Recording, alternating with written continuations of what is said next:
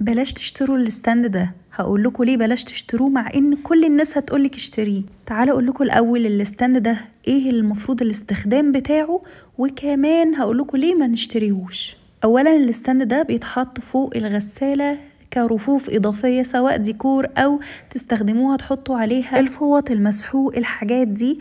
وكمان بيبقى حلو قوي ومفيد للناس اللي ما عندهاش وحدات تخزن فيها الكلام ده في الحمام. يعني عايزه اوريكم شكله في الحمام خطير ورائع بجد، وليه كذا ديكور وكذا ستايل ممكن تستخدموه. عايزه اوريكم شكل تاني برضو ليه وهو في الحمام، زي ما انتم شايفين كده. ده المنظر التاني في الحمام. انا ليه بقى بقول لكم بلاش تشتروه؟ عشان انا لما جبته انا ندمت ان انا ما جبتش 1 و2 و3 غيره. انا ده استخدمته في البلكونة للزرع ومش بس للحمام. يعني الناس اللي تقولك هو منظم حمام وغسالة، عايزة اقول لكم لا، ده انا حطيته في البلكونة خلى شكل البلكونة خطير زي ما انتم شايفين، ومنظم وتحفة. عايزة اقول لكم وياخد حاجات اكتر من كده كمان استخدمته في اوضة البنات.